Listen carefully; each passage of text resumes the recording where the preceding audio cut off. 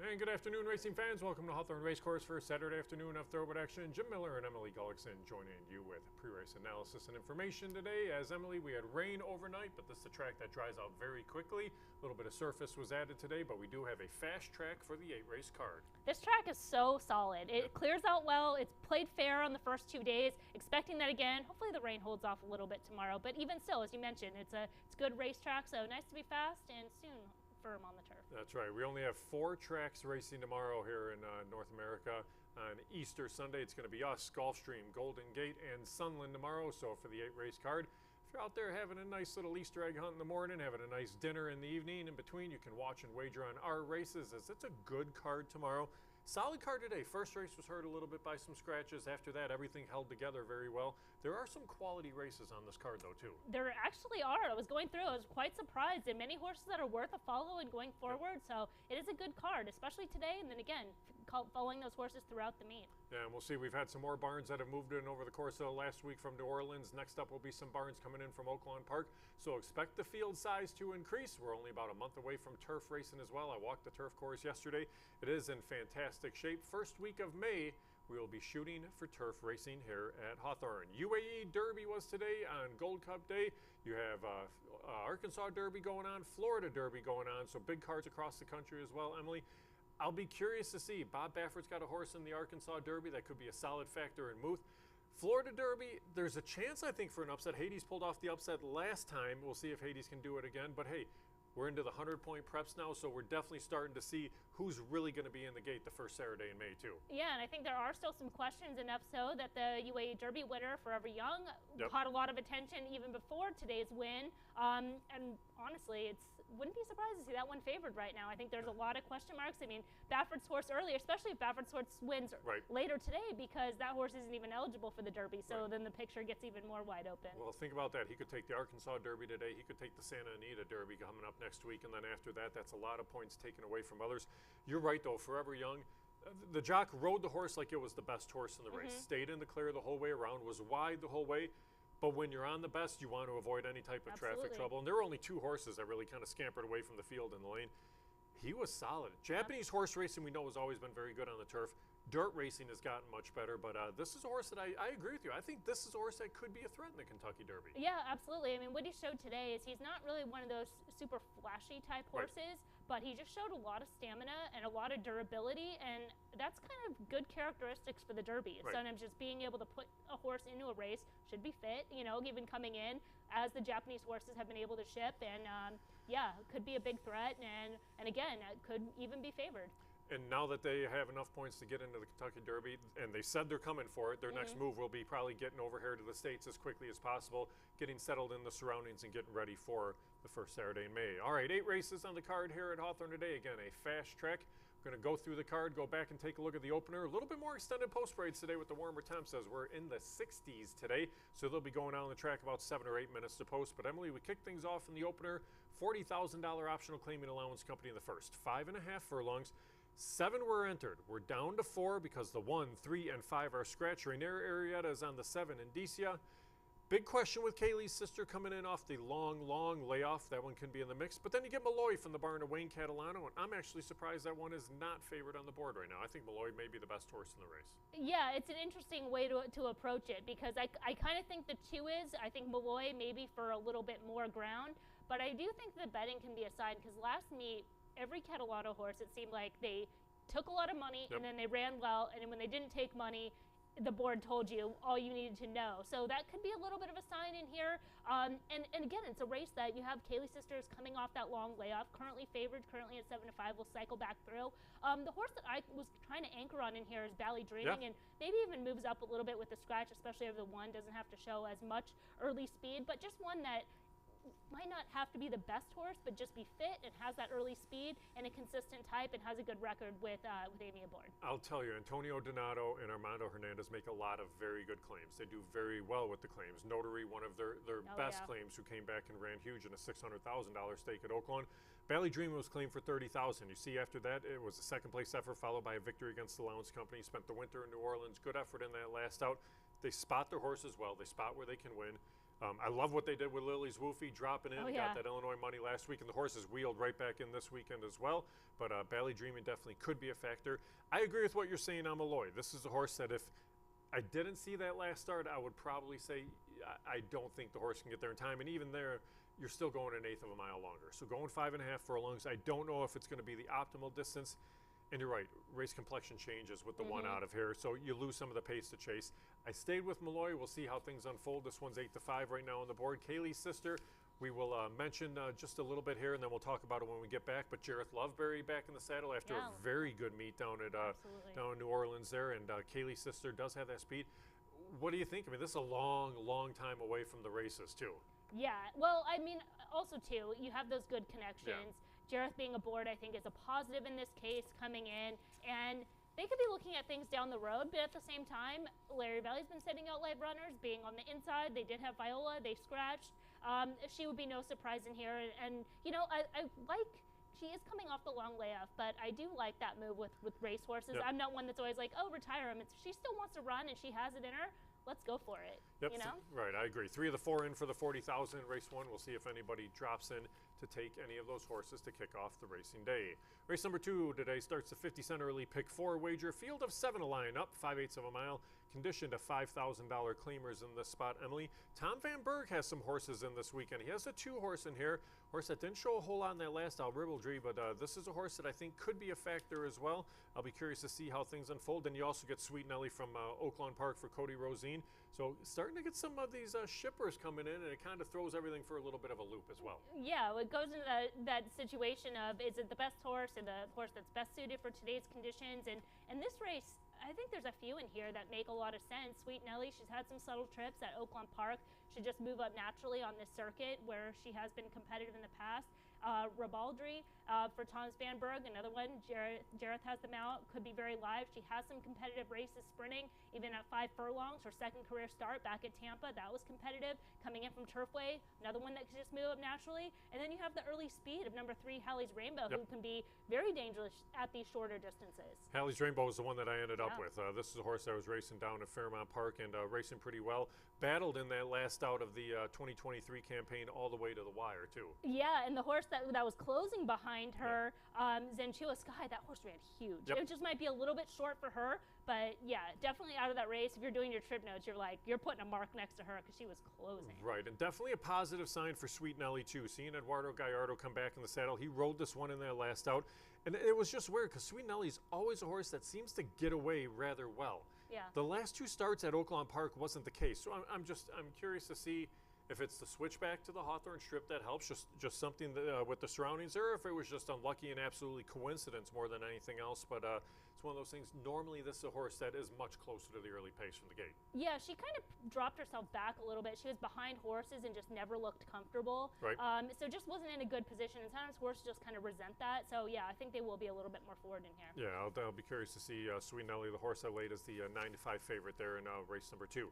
Third race on the card, $13,500 claimers in here. We go 5/8 of a mile in this spot. It's a field of 8 to line up. Again, you can go a lot of different ways in here. Trainer D. Polis has 2 in here, Emily. She's got the 6 pinballer and the 8 lucky shot. The first couple of runners from Dee's barn have run well to open the meet. She's come back. These horses have been able to get fit and ready. You see multiple works as well. Did you give consideration to pinballer or lucky shot in the spot? I went with both of them.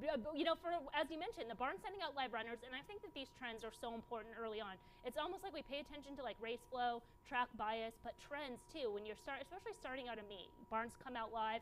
And yeah, I think both have a shot in here. I'd give a slight edge to Lucky Shot of the 2. They thought highly of this one early on. They shipped him out to Kentucky. He was running in stakes races. He's run well. He's been protected throughout most of his career. He found his level on this circuit. And then with Mojica in the saddle, who was kind of interesting because he's going to shift over to Pinballer. But yeah, both those horses I think make a lot of sense. Pinballer's run well off the layup. So those are the 2 that I leaned on in here. And I'm hoping in that direction and then for a little bit of value on the board to separate. Yeah, and they could provide a little bit of value in that spot. Pinballer laid at 5-1, Lucky Shot 4-1. Stranger Range, the 3 is the one that I laid as the 5-2 morning line favorite. I'm going to be curious to see how things unfold because this is one that raced on the synthetic surface almost exclusively last year. So it's been a little bit of time since you've seen conventional dirt for Stranger Range. But Jim Watkins had a very good meet here last year. He splits the stable between here and Fairmount Park. the ones he's run here, he always spots them well. This is a horse that's run well in those last couple. A little bit of tactical speed. I think Fast and Furious probably a little bit quicker to the front, but I don't see a ton of pace in this race, and that's the reason I think Strange Range maybe just kind of gets a little bit of a stalking trip and runs on late. Well, Jim Watkins stopped me in the parking lot Okay. to tell me he likes his horses today, so, you know, he's always dangerous. He said, you didn't pick my horses, so. I like that he's looking, too. Yeah.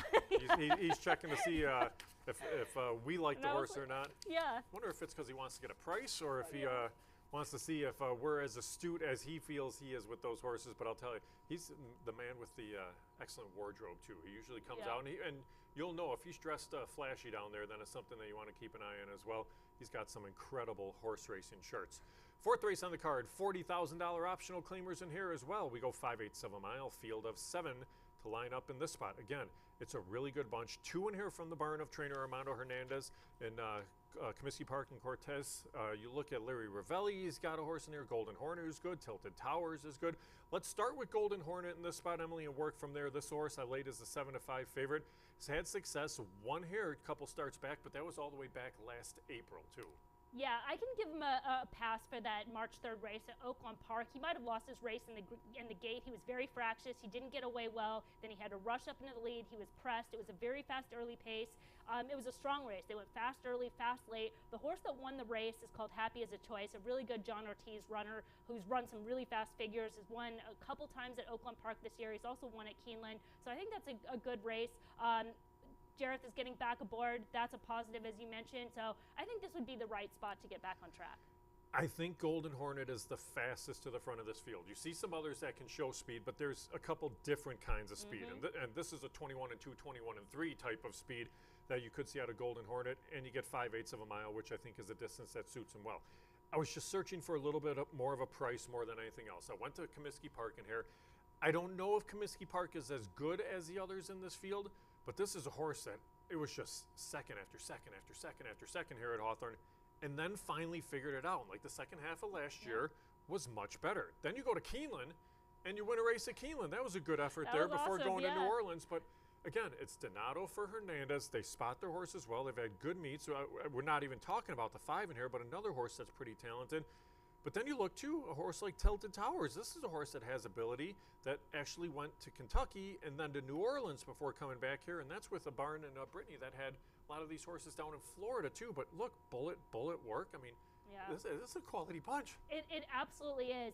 Yeah, I was a little bit negative on Tilted Towers, just kind of how this race shape plays out. Because sometimes I think that plays a role, right? Is you have a horse that makes it at the condition, he fits on speed figures, he fits on class, fits on readiness, but then it's when you put all the pieces together, it doesn't quite work out. So I was a little bit negative, but wouldn't surprise as an individual. And the same thing, I gave a big look at Comiskey Park, but then I was trying to decide, how's he going to get that trip from the rails? So that was my one concern. And then it's like, well, Cortez is kind of one of those horses that he's not really been that flashy, but he could just fall. If he falls into the right trip, he's good enough. And then we don't even mention Shackelford Strong, a horse that is so solid here.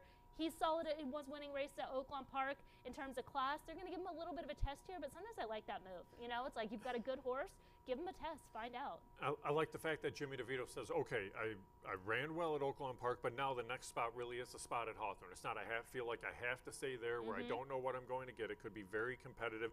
Come here for a field where the horse definitely does figure, but Shackelford Strong in with a shot for sure in the 4th. 5th race on the card, $5,000 claimers. They go 5/8 of a mile. We're going to scratch the 6th. That's I'm Your Captain, but Zawitz also has the 1, Future Vision in here. You get a field of 7 to line up. West Island, the horse that I laid as a choice at 2-1, but John Arnett's got Robust, a horse that just won here last weekend. It was a very game effort. I went right back to that racehorse. Did you give the horse a little bit of a look too? So when I was on Howard's show, I gave you the night off. I hope you enjoyed that. I got to do something fun.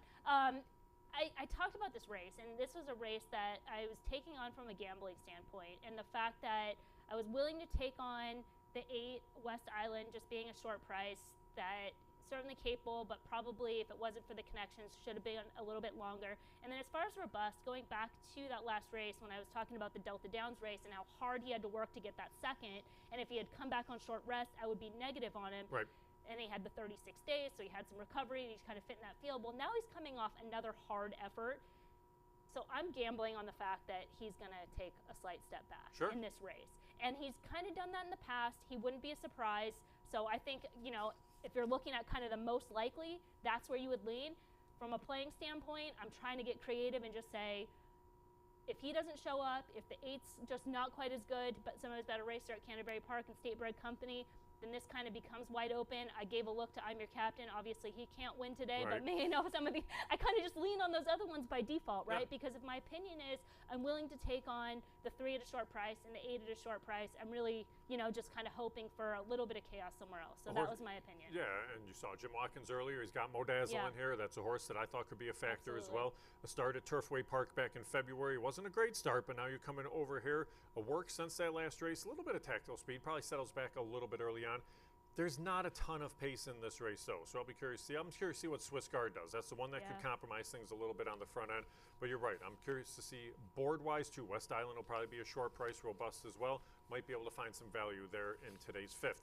6th race on the cards, the only route race on the day. Scratch the 8 in here. 7-horse field going the mile, 70 yards. $5,000 claimers in this spot, Emily. And in the 6th, Right on Richie was the horse that I ended up on in this spot. I like the fact that Alex Bendezu picks up the mount here. I thought the horse would show a little bit of speed in a race that has no pace. Are we in agreement in this race? We are. We are in agreement. I think he has a pace advantage in here. The barn has been sending out live runners. A couple of those hasn't quite hit the winner's circle, but they've been live. Those 2 place finishes. Bendezu's been aboard, and then the horse that didn't finish on the board was that horse Butterfly something. I want to say Kisses. Butterfly Kisses, yes. Butterfly Kisses. Remember, it opened up extremely live. So that just kind of tells me this barn is sending out live runners. This one has a pace advantage. He makes sense in here. He does make sense in here. Looking at the fact that he comes into this spot too, at least you get a couple of works towards the return. And that's been the one thing that we question with some of these route horses, especially when they're showing like 1/3 of a mile drill and that's it. Okay, are they going to be ready or not? You get a couple of works, you come up, and they think enough to ship this horse up. So it's not like it's a horse stabled on the grounds where it's like, okay, we'll throw a race into it. No, you're sending this horse up from Fairmount Park. It's a 4.5-hour ride. So you're coming here with a reason, and Right on Richie should be in the mix. Perfect Wager is a horse that intrigues me a little bit. This is a horse that's run okay over the track, has run okay at the distance. A couple of races in Mahoning Valley over the course of the winter. Now you come into this spot today, and Perfect Wager probably needs a little bit of pace to chase after, though. That was the one thing that I thought worked against him slightly. Yeah, he could just kind of find that same kind of tracking trip, and some of those horses just might be kind of forced into the pace, especially if Right on Richie is able to clear just to kind of give himself position. But I think we saw this pretty similar. Yep. Good to be on the same page there for a race, because oftentimes we do see races a little bit differently. But I mean, that's really a testament to how good the product is, because you want to have competitive races. If we both saw it the same way and the public saw it the same way, it's like that's exactly. Not a lot of fun, but when you get these competitive races and a lot of ways to go, it makes for a good game. It has for sure. Illinois bred maidens in today's 7th, the final rolling double of the day. Here we go 5/8 of a mile. Michelle Boyce has 2 in this spot. Emily, she's got the 2 Beehive and the 5 Devil. Both horses that can be in the mix. Both horses that get to run on Lasix for the first time because they weren't allowed to as 2-year-olds with the new Heiser rules. But now that they turn 3, they run on Lasix. I'm going to be curious to see. I wonder if that moves Devil up a little bit more because the horse couldn't run on Lasix. Maybe it's more of a difference than for a horse like Beehive, who was running some pretty consistent races.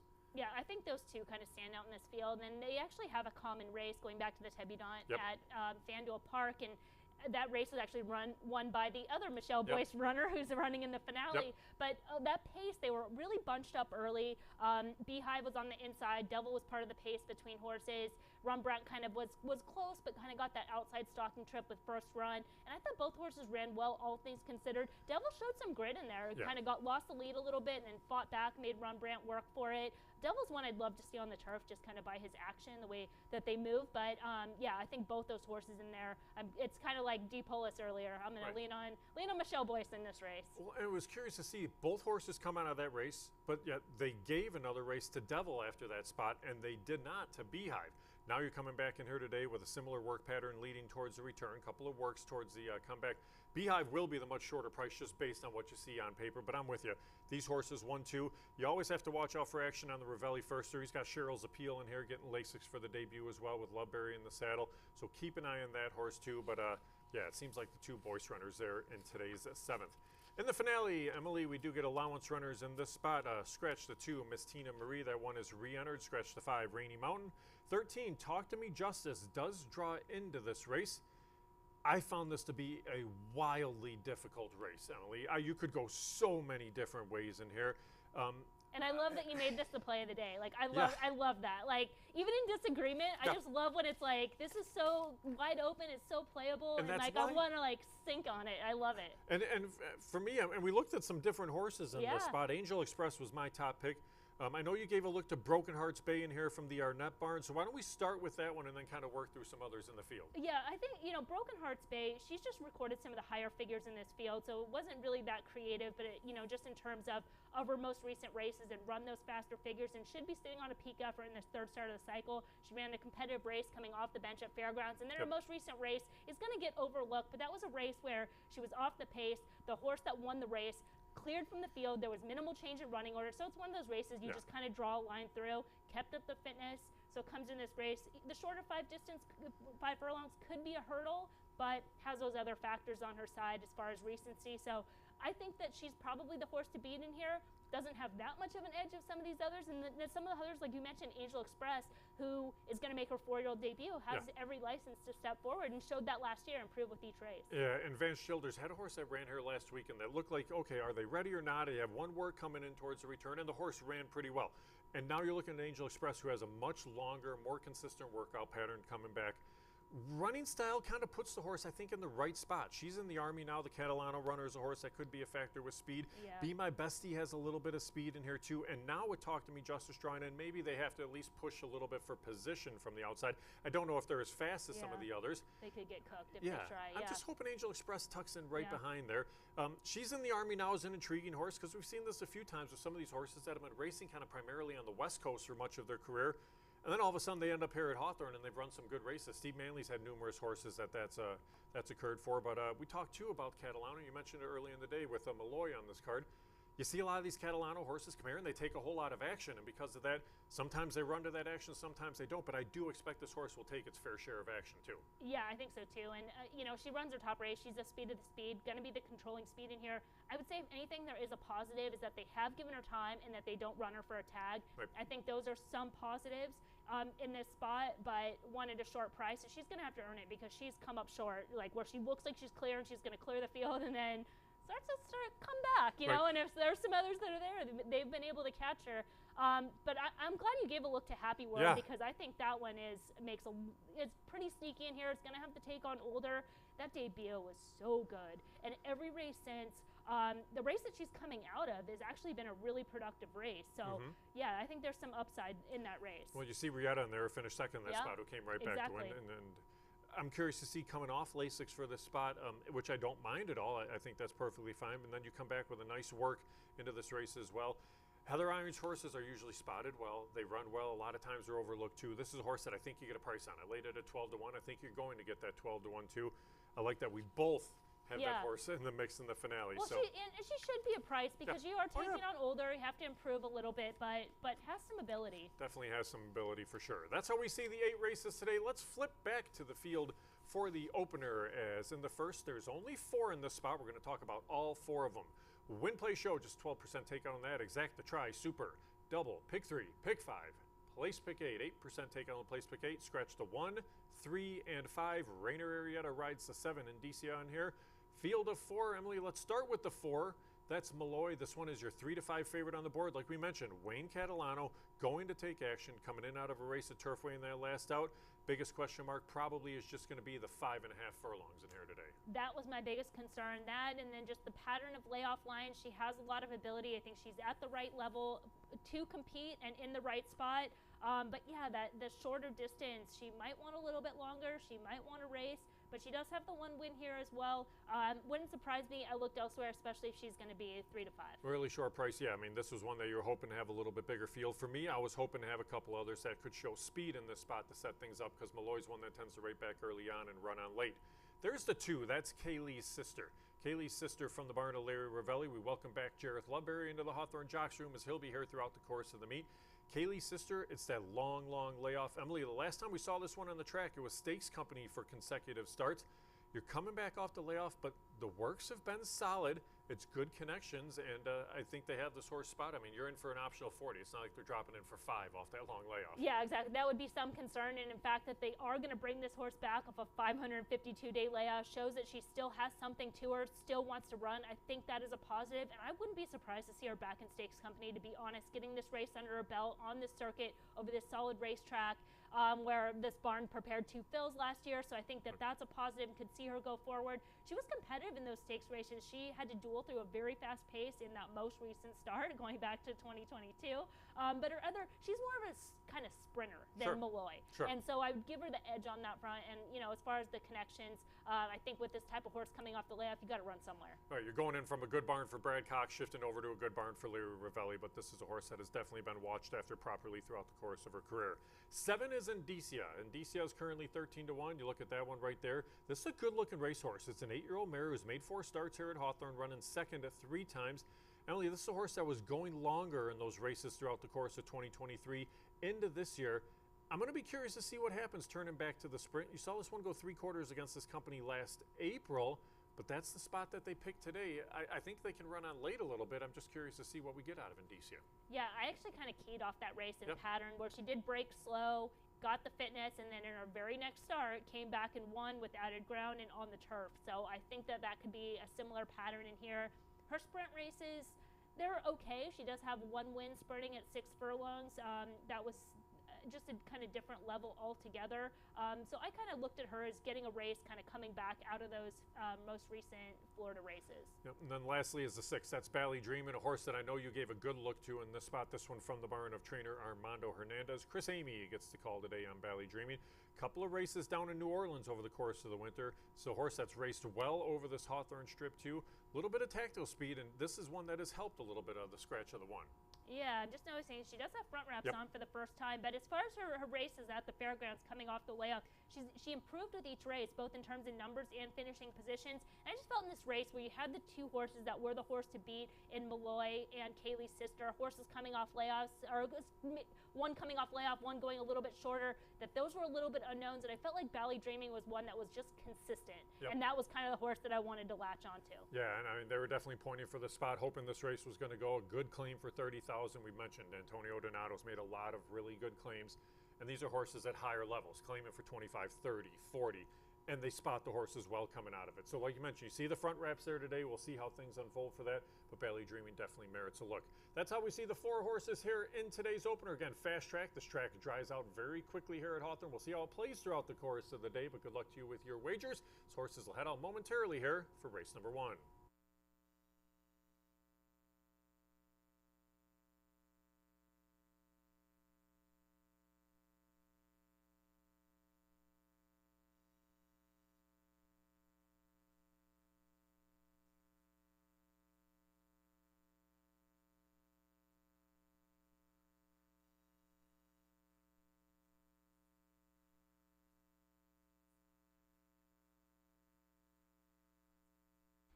Reminder, this race starts the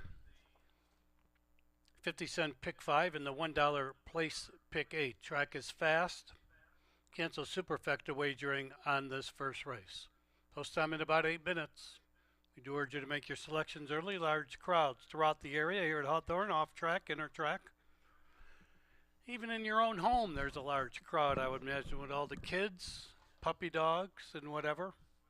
We urge you to make your selections early.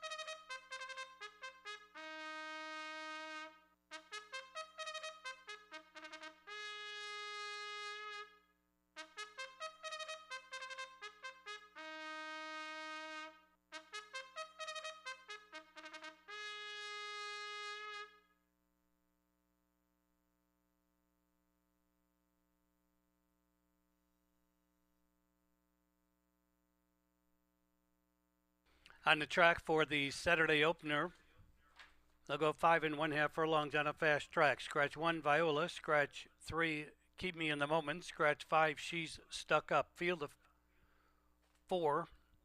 Rider change 7 and DC and make the jockey Rainier Arietta. There are no overweights in this race. Cancel Superfecta wagering. We have Win Play Show, Exacted Trifecta. It starts the rolling daily doubles, rolling pick 3s, the 50-cent pick 5, and the $1 place pick 8. Parading here they are. 1 is Scratch, 2 Kaylee's Sister, Jarrett Loveberry aboard. 3 is Scratch, number 4 is Malloy with Orlando Mojica. 5 is Scratch, 6 Bally Dreamin', Chris Amy.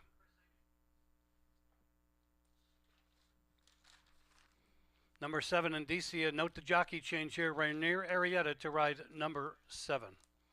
They'll be at the gate in about 5 minutes for the opener, Track Fast at Hawthorne.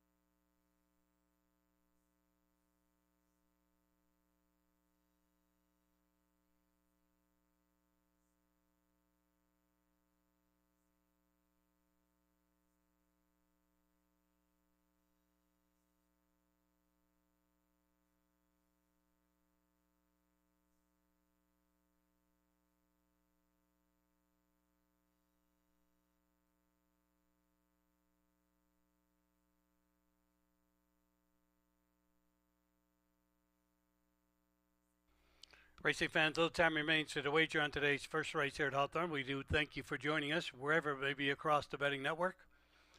Here at Hawthorne, pleasant temperatures, track is fast. First race starts The rolling daily doubles, rolling pick 3s, the 50-cent pick 5, and the $1 place pick 8 cancel superfecta wager on this race. And a reminder, win play show pools have the low takeout of just 12%. 8% takeout on that place pick 8 wager. Close to starting time for race 1 at Hawthorne. Track fast.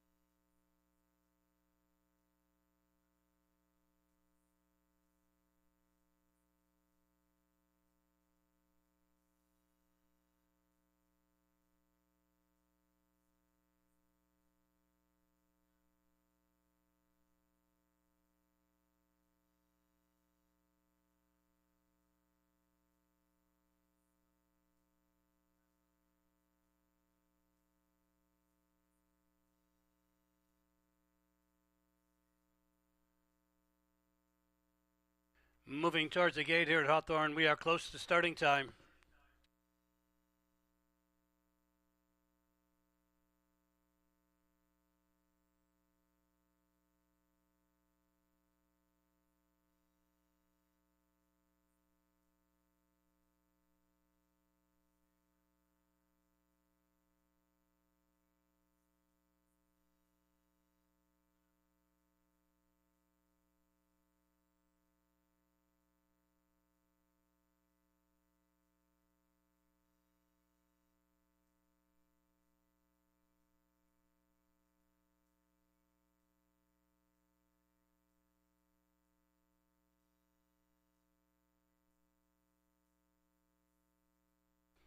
Racing fans are at the starting gate for race 1 here at Hawthorne. Should be a quick load, only 4 to go in. Kaylee's sister moving forward.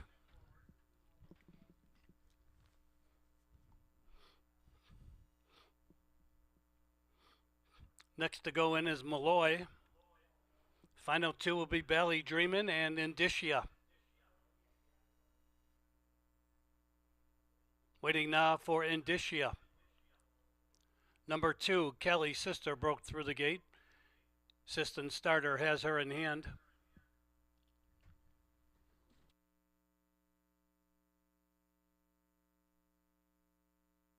Waiting now for Kaylee's sister to be reloaded.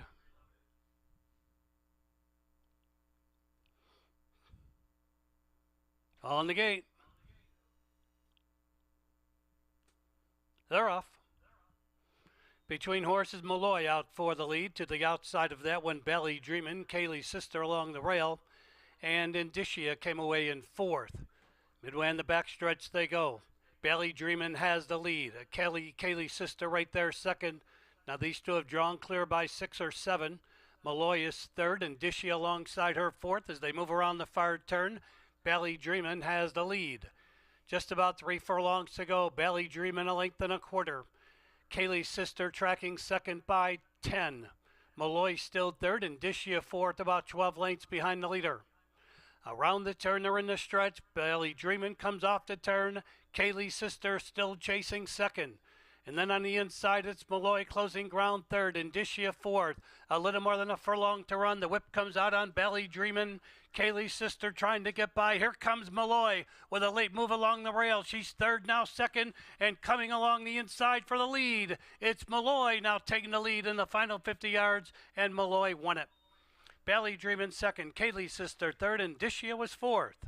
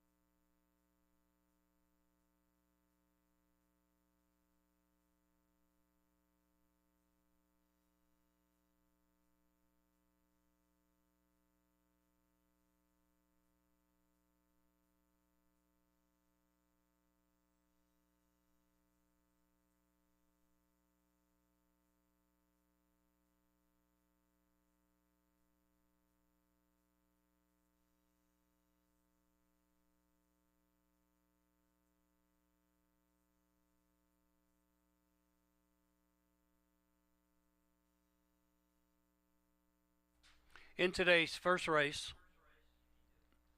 number 4, Malloy finished first.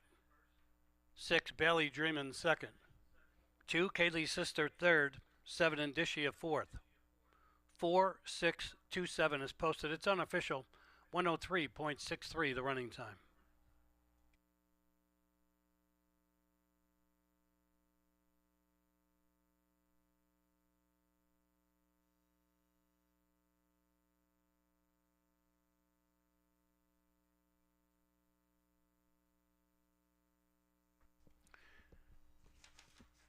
Returning the unofficial winner for Malloy.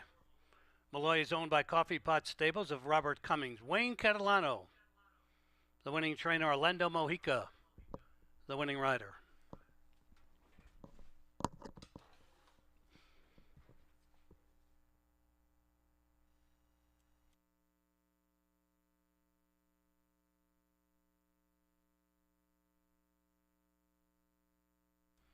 Always good to see the Catman in the winner's circle, Wayne Catalano, and also good to see Carmi Cat in the winner's circle. Carmi in the winner's circle, congratulating the winning connections.